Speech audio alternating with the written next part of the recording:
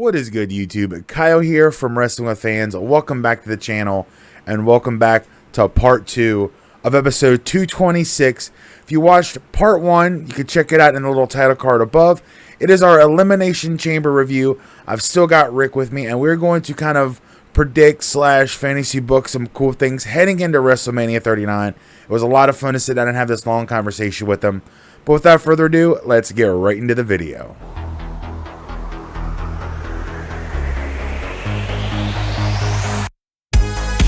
So now let's move on. Here. We are going to talk about some WrestleMania stuff. Again, WrestleMania 39 takes place April 1st and 2nd from SoFi Stadium in Inglewood, California. WrestleMania goes Hollywood. We saw the first movie parody commercial last night with Seth Rollins portraying the Joker and Becky Lynch playing Bat the Man. That part I didn't like about it too much, but I thought Seth's was pretty cool.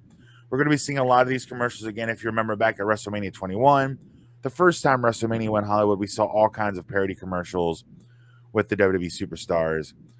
We still currently only have 3 matches announced. So here's what we know officially. Now, what Rick and I are going to do, we're going to talk about some things that we want to see going into WrestleMania. Of course, what I assume on main event night 2, Roman defending the undisputed WWE Universal Championship against the 2023 Men's Royal Rumble winner, Cody Rhodes. For the SmackDown Women's Championship, we have Charlotte Flair defending against the Women's 2023 Royal Rumble winner, Rhea Ripley. And then based off of her win last night, Asuka will challenge Bianca Belair for the Raw Women's Championship. So we're 41 days away. We have 3 matches confirmed. Rick, I'm going to let you kick this off. Where do you want to start with? You know, what story we want to talk about going into Main, like what we think we could see over the next 41 days. So the easy to tell story is Roman Reigns and Cody. And that's the easy to tell one. We know what's going to happen. You build it up. They're going to fight. What obviously is what I hope to happen. I hope Cody overcomes. And then I hope that we get rid of the dual belts. I hope we bring back the old belts. We get rid of the branding. We strip this because we've had buried tag matches or tag titles, buried, world championship titles. They're just buried in this bloodline story to the point where it's hard to make you can make a lot of other wrestlers more meaningful right now.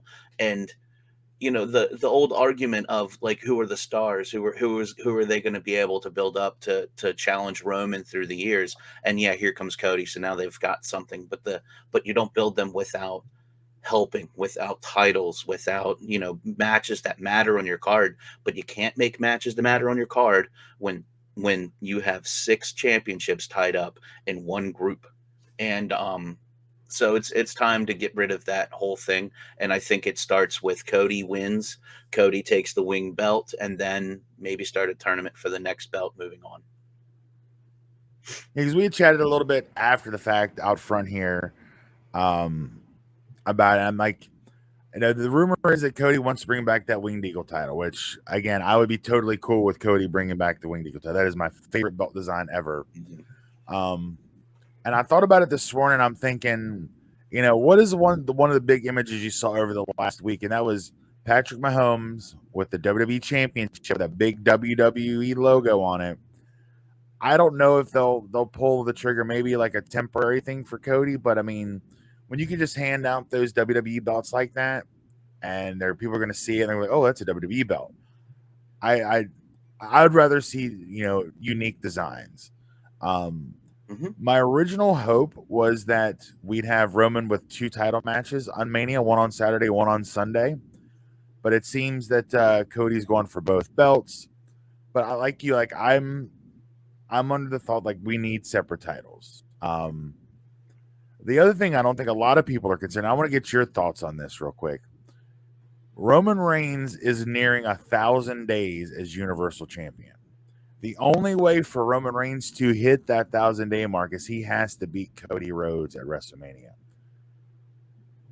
Is there any chance that Cody does not win and Roman makes it to 1,000 days as Universal Champion?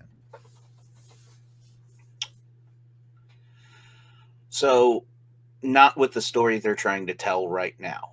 Um, you can't at this point. We're stringing out a Roman and Cody feud with still the Sammy thing to clean up, and what Kevin Owens is going to do. What are we doing with Jay? It's just more. You're in danger now, right? They've played it so well for the last couple of years. It's one of the best wrestling storylines they've ever done. Is the Bloodline, and you're in danger of screwing that up, and you don't want to keep dragging it out and dragging other people into it. Feeding Cody into this right now would be the absolute worst thing that they could do. So I do not see how that's possible. I mean, I would love to see a 1,000 day champion, which we haven't seen in probably 40 years since probably Hogan, Bruno, maybe. Mm. He currently sits at 901. But as much as I'd love to see that, it's Cody's time. He has, returned the conquering here after going off and starting another wrestling promotion, starting AEW. He has come back with the sole purpose of doing something that he never did before. It's something that his father never did, Mm-hmm. winning that WWE championship. So yeah, I don't think there is, but there's some people now who are thinking, could we see Roman getting to 1,000 days as champion, which I think would be absolutely insane a number Mm-hmm. for him to hit. But if they were doing this match for just the WWE championship, I would be okay with that because then Roman could hit that 1,000 days, and then you could have Sammy conquer him on day 1,001 or something like that. I would be cool with that, but and I even kind of talked with you about this last night, and I'll bring it up here for the actual official show. I could see them pulling like I think it was around 2001 with the first brand split where Brock took the undisputed title to SmackDown. Eric Bischoff brought back the big gold belt, created the World Heavyweight Championship, and just gifted it to Triple H. I'm kind of over the whole Universal title. It has been a cursed title ever since its existence. Mm-hmm. I would love to see the night after WrestleMania, Cody Rhodes come out with the Winged Eagle belt and then announce that the Universal title is no more. It is just the WWE Championship. Then on SmackDown, Adam Pearce comes out and announces the return of the World Heavyweight Championship, and we get Big Gold back on TV once again. That would be, in my own little fantasy world in my head, is the Winged Eagle and the Big Gold belt um, back on WWE television with the WWE and World title, a non-corporate branded belt. That is what I would love to see. But Yeah. I don't know if that's going to be the case or how they're going to do it, but they've got to separate the belts. But if Cody beats Roman, when Cody beats Roman, how do you get one belt off? Because you don't want to have your champion who's gone on this journey losing one belt. Does he just forfeit one? Do he just? I don't know how they do it, and I don't think there's a right answer, and I don't think there's a wrong answer. It's just what is Triple H and company going to come up with, and I think that's really going to be the post WrestleMania 39 story is how do they separate the belts without hurting Cody Rhodes? Yeah, I think you can announce it beforehand. You can tell people that's your plan. You can Mm-hmm. come out next week and say, we are all set after, WrestleMania or heading to WrestleMania after Elimination Chamber. We just had this match where Roman Reigns won. So we know it's Roman Reigns and we know it's Cody Rhodes. And here's what is at stake. The WWE Championship is at stake. The winner will take that title, but there is no more undisputed champion from there. Um, the losing brand will have their own title.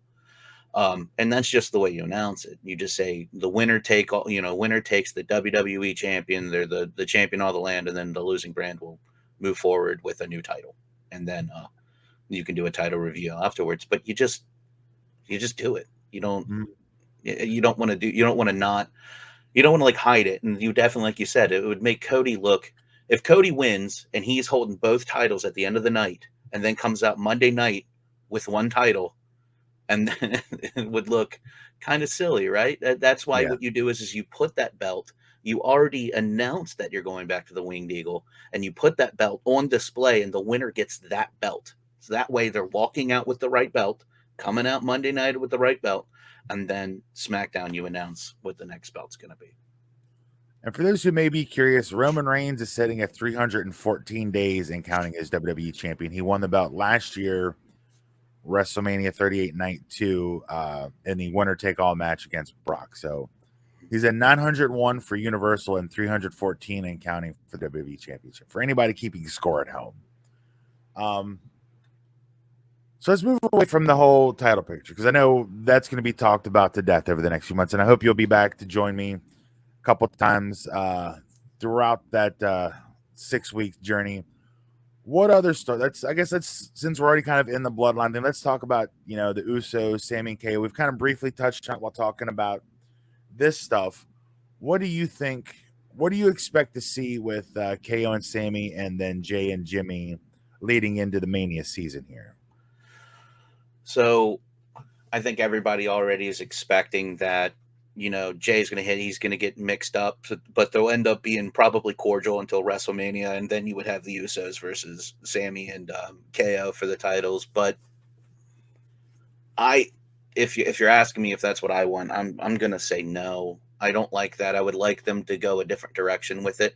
Maybe even since Roman's doing this Cody thing, then maybe WrestleMania isn't the place to keep telling the story, right? So maybe you want to keep Jay away from Sammy because of what they're kind of going through and them worrying about Jay. So you get Jay and Jimmy their own match for the titles at WrestleMania that isn't Sammy and KO, right?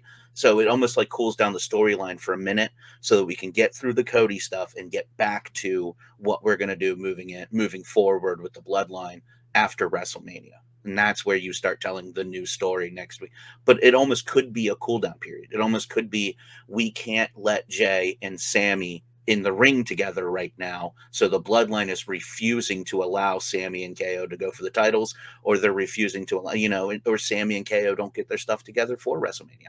Maybe they're not back on the same page. Maybe Sammy and KO have to have a match at WrestleMania against each other to clear the air before they can be a tag team. Maybe that could be a good WrestleMania match while Jimmy and Jay go on to go against the Street Profits or something, go up against somebody else for the titles. Maybe you get the titles off of Jimmy and Jay and get them out of the way for what's going to happen moving forward. Is there anywhere in this where we could see Sami Zayn versus main event and Jay Uso at Mania, a one-on-one match? Yeah, it could. But I mean, I'd be okay with something like that. I'd love to see main event and Jay return to WWE. But I try to think of the right way to word this without stuttering over my words. But I mean, the money is probably the big thing is to have the Sami KO reunion 4 weeks from now, 5 weeks from now. They continue telling the story with the Usos. I would rather hold off on the tag match for later. I'd rather let it burn a little bit more because there's so much that we didn't get to find out last night at Chamber. And there's a lot of story they have to tell, I think, before you can have KO and Sammy just team up. I don't think they're going to reunite over the next couple weeks. I think we're probably looking at week 4 or week 5 before it's official between them. I think there's still going to be a lot of back and forth. I think we're still going to get them being at odds. I think we're going to see Sammy and Jay get at odds because, the mistimed spear on Jay by Sammy. And you're going to have Jimmy and Jay kind of back and forth. Where does Jimmy and, where does Jay's loyalties lie? Is it to Sammy or is it to his brother? I think there's a lot of story you can tell. And I don't think if that tag match is going to be official enough, I don't think we're going to find out about it until probably a week or two before Mania. I think they're going to try to get as much story in as they can. And we're going to get it at Mania. I think that's just kind of what everybody expects now at this point. But like you, I wish we could go off on it and do, another KO Sammy match. They can just finally air all their grievances out in the ring, or, a Jay versus Sammy match. I wish there was more we could do, but I think we're gonna get the tag match at Mania, unfortunately. And all the tag titles are tied up into it, so you have to do it, right? You can't have you can't have 2 days of WrestleMania and no tag title match, right? You have to, because you have 2 sets of them, but they just happen to be sitting on the 2 guys that should be in different storylines right now. So I don't know. I don't like it. But I mean, it's not that I don't like it. The match is going to be awesome, obviously. But Yeah, I don't like how they basically painted themselves into a corner where it has to happen, unless Jimmy and Jay accidentally or somehow lose the tag titles between now and then. I mean, they've And the been defending them individually on each brand. I mean, they defended the Raw belts on Raw. They Mhm. defended the SmackDown belts on SmackDown. I mean, we could see them drop one of or both sets of titles between now and Mania. Have Kevin and Sammy cost them the belts on consecutive weeks. Yeah, you You could know, do something there's a like lot of that. options, Mhm. and in years past, I would not have the confidence in Vince McMahon's led creative. I do, however, have the confidence in a Triple H led creative. He has shown over the last 6, 7 months, however long it's been since he's taken the reins, that he knows what he's doing. He knows where to take these stories. I mean, he inherited the Bloodline storyline. If Vince McMahon was still in charge of creative, we would not have gotten what we got last night. We would not have gotten what we got at the Royal Rumble. They would have squashed this a long time ago. Oh yeah. But Triple H took over, saw what the crowd was doing with Sammy, Hmm. and allowed the story to grow. And I think with Triple H ahead of creative, I think we're going to see a lot of these stories grow, including the tag titles and then the main event scene as well. I think I'm really looking forward to it. I can't say that enough. I'm looking forward to the next 6 weeks of what WWE presents to us. We are on the home stretch to WrestleMania. The last premium live event was last night. There's 6 weeks to WrestleMania. We got a lot of story to cover, and I'm really looking forward to it. But Yeah.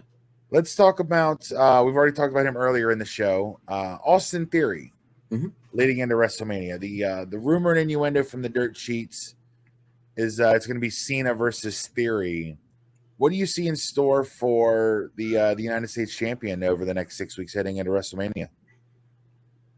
God, I just hope it's not Cena, right? I just really hope it's not Cena. I like John Cena. If John Cena's gonna be around for a couple of months, then yeah, put him in the match. But man, it's just what are we doing anymore with some of these young guys, right? We just keep feeding them to people that are around for a little while and leave, and then they come back. I mean, LA Knight could have been in a good spot, and then we feed him to Bray, and he's gone just recently, and then we got Austin Theory, and we're gonna turn around and feed him to Cena at WrestleMania. You've got guys right now that have potential that could be holding on to belts and could be doing different things and helping brands and building up some of these matches and maybe some more elimination chambers. And you can do a lot more things if you're working on building your young talent, which Triple H is really good at, right? I mean, he did it with NXT and then the call-ups and everything, the way that they historically have done it.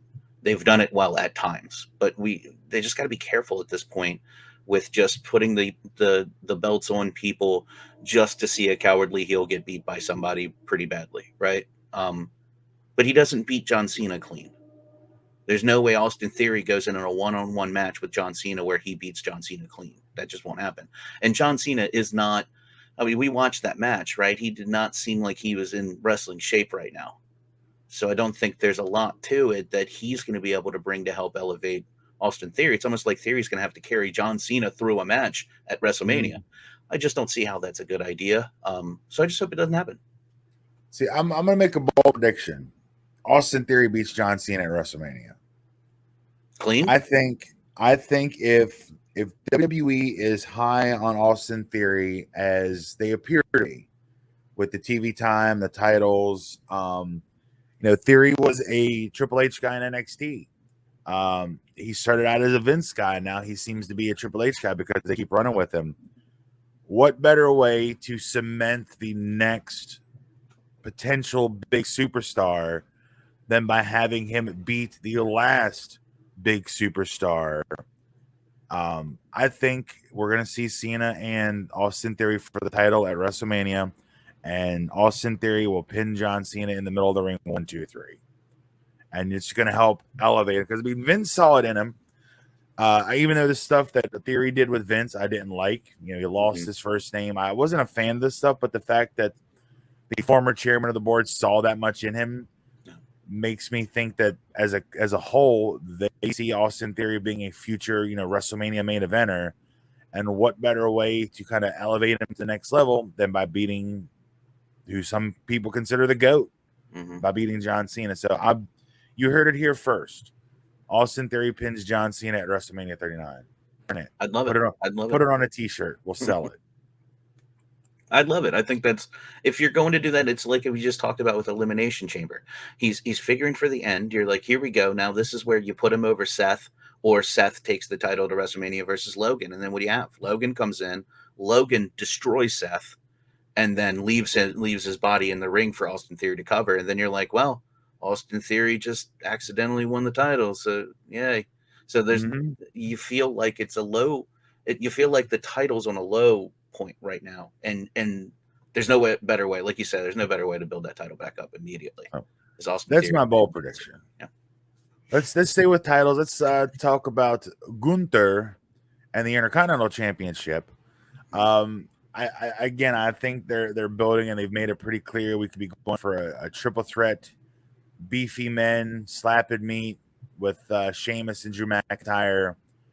I mean, you could even maybe throw Braun Strowman in it, make it a fatal four way with these four massive men going at it. I hope it stays a triple threat, or even if it's just a one on one with either Drew or Sheamus, I'd be good with that. But to me, Gunther, in a big slap fight with these other large, massive men, I think that's what people want to see. That seems to be the direction they're going. I don't think they're gonna pull a Vince Russo swerve, bro, on us with anything. I think again, they're the thing. I think they're just kind of going in that direction. And I've heard some people say that and even you mentioned it earlier. Elimination Chamber was predictable.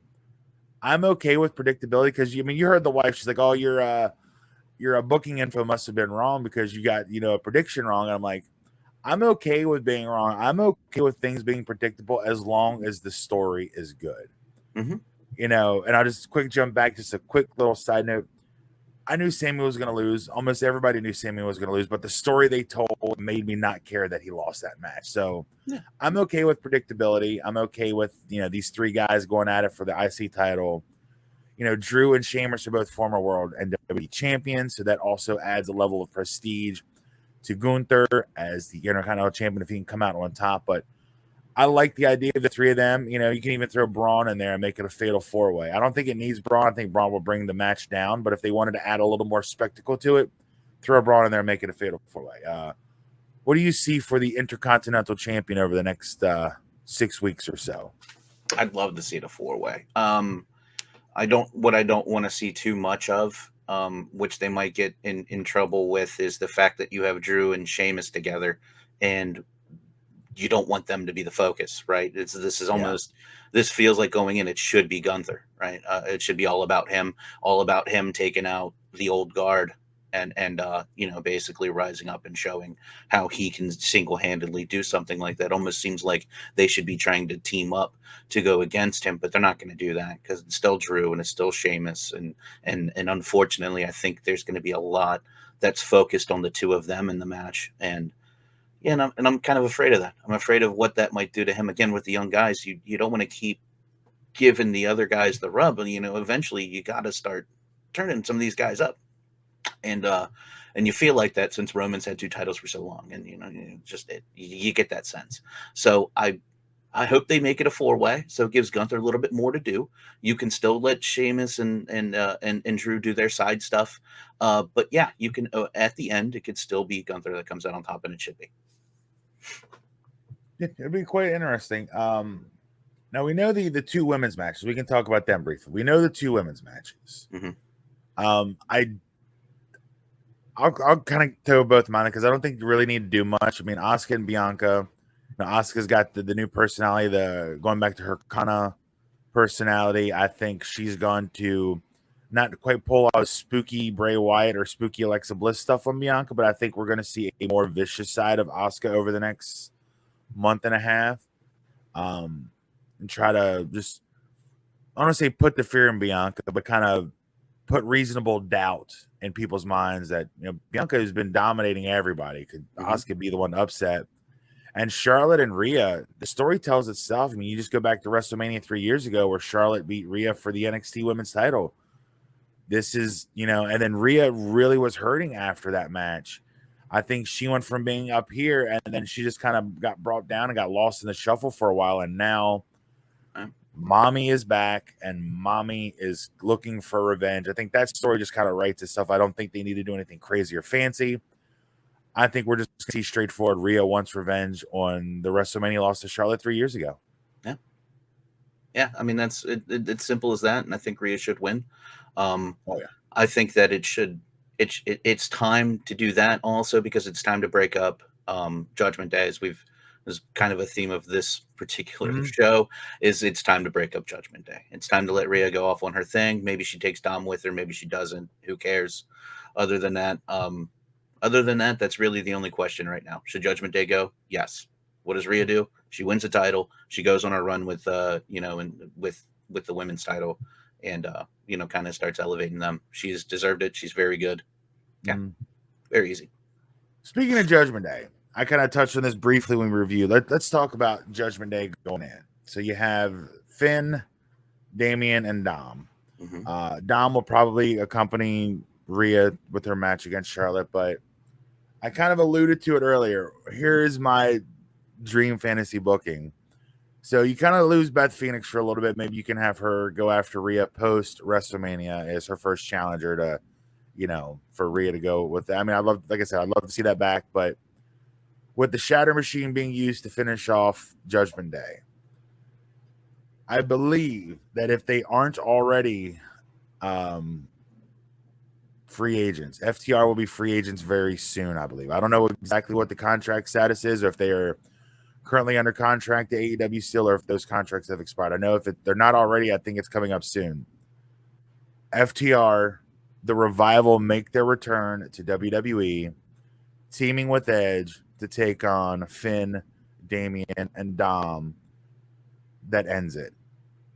And you get the Revival back in WWE under a Triple H-led creative, where they did amazing things in NXT under Papa H.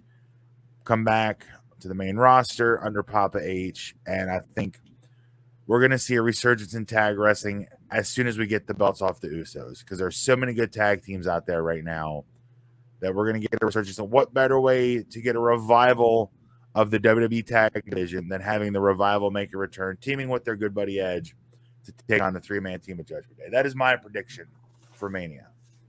Wow. Bold strategy, Cotton. Let's see if it pays off. But that's where I'm at. Now we've kind of talked about all the champions. Before we kind of do a grab bag of other random things that we might find at Mania, Seth and Logan, it seems to be the direction they're going. They started the thing at WrestleMania with Logan eliminating Seth Rollins.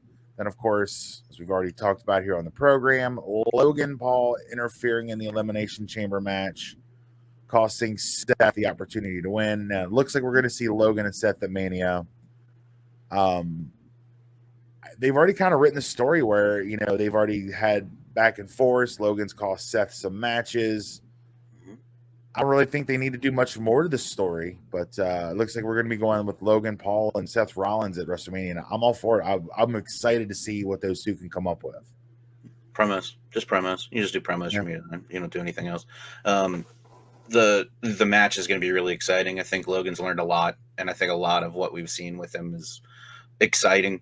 So yeah, I think, and if anyone is going to take, a younger guy, younger star with minimal WWE experience to another level, it's Seth. Obviously, Seth did a great job with Dom. That match was fantastic. So what he could do with somebody like Logan, whew, I mean, I'm really, really excited about it. I hope they don't touch each other again until WrestleMania, though. Yeah, because Seth's going to come out and cut promos. Logan Paul knows how to run his mouth. They can do promos. Logan can get involved in more Seth matches. We won't see Logan Paul wrestling until Mania. We will see Seth wrestle, and I can see Logan Paul running in or having his music play to distract Seth to cost him a match, or they're really just going to ham it up of, Logan Paul getting under Seth's skin over the next 6 weeks, and we're going to have the blow off. For Logan Paul, apparently his training has been one-on-one with Shawn Michaels. So, if you're learning directly one-on-one with, again, the GOAT of in-ring performing, Shawn Michaels, and Logan Paul's an athlete. He's proven he is very athletic, in his previous 3 or 4 matches, has done amazing things. And we oohed and awed over that spot with Ricochet and the Rumble, even though he should have, hit his head pretty hard and needs to learn how to take that bump a little better. But otherwise, I mean, he's athletic. The match is going to be insane.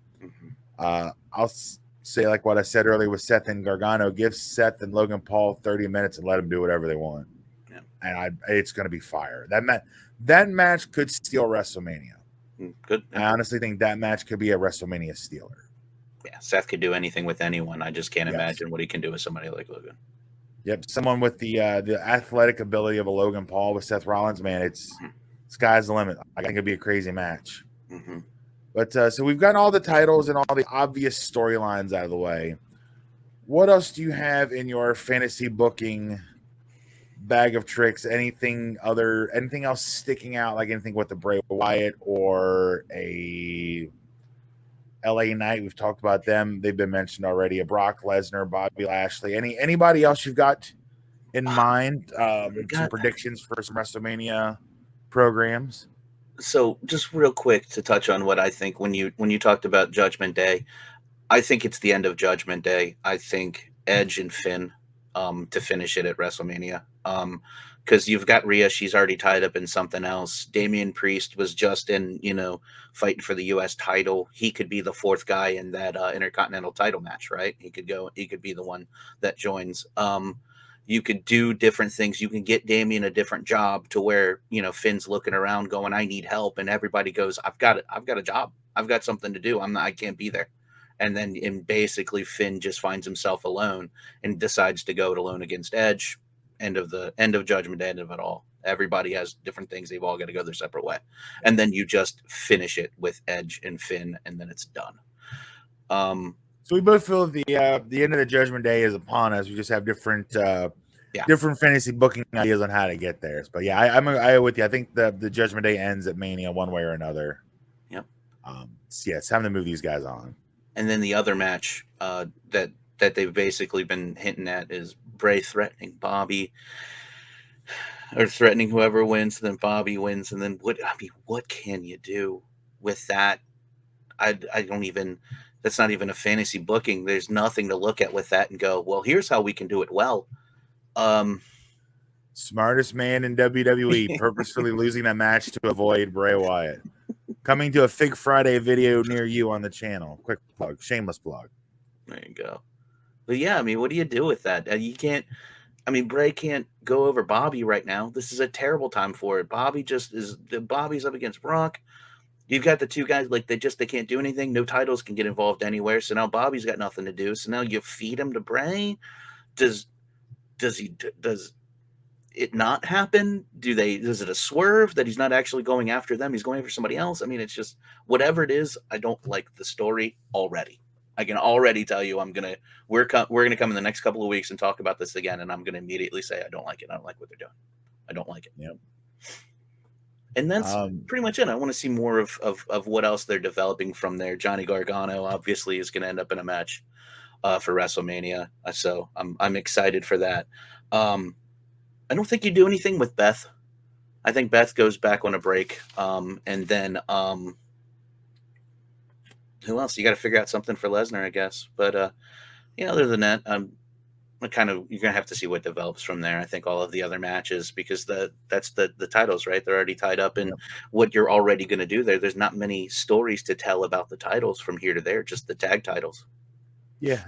One other prediction I want to throw out here is I think, because from the Hell in a Cell pay-per-view apparently is the thing of the past.